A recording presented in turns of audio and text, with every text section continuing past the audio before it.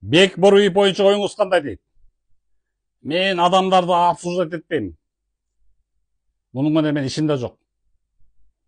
Айтат чыгарсыңар, а сен тиги президенттерди мурунку Камчы Көлбай тирүү кезинде ошолорду обсуждение кылып критикалап жүрбөдүң беле?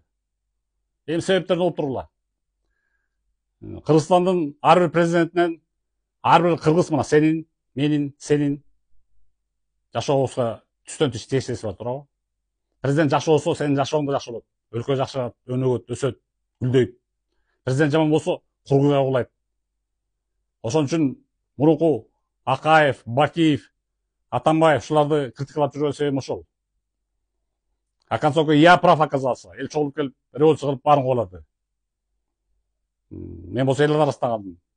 Мен жеңдим мындай айтканда. Я прав оказался. Ал эми Камчы Көлбай тирүү кезин обсуждать эткен себебим анын идеясы капырыский болуп атпайбы? Элдин баарын бузуп атпайбы? Жаштардын баарын бузуп атпайбы? Ал коркутуп баары жерин мырчып атыптыр. Бүт парализовать этип атыптыр. Коркутуп баарына тапанча такап.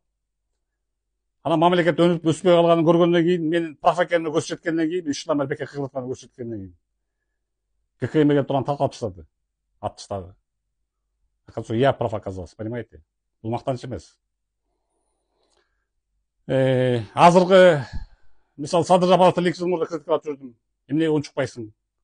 Эмне кетеличтейсиң? Капайсың, камабайсың, башыңа чыгып ал десем, баарын камап мына. Ошондон өнүгө башталды. Өсүү, өнүгө башталды.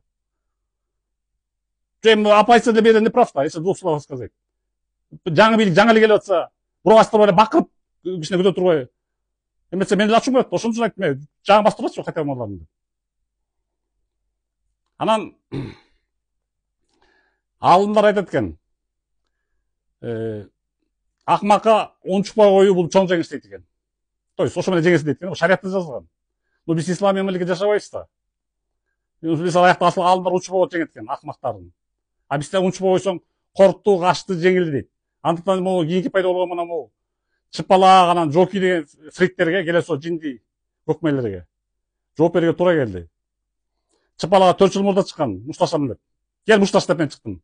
Качып кетти, 4 жыл учпай жатып кайра чыгып атат. Жокиси былтыр чыккан, кел мушташабыз деп. Кел мушташсам ал 1 жума жатты. Анан пайда болду. Жыгдан күрөшкө төбөйт болуп.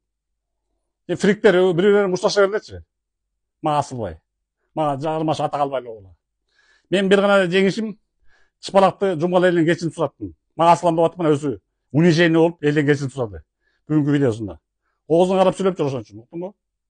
А мен опытный саясатчымын. Мен тилимди байкап сүйлөйм.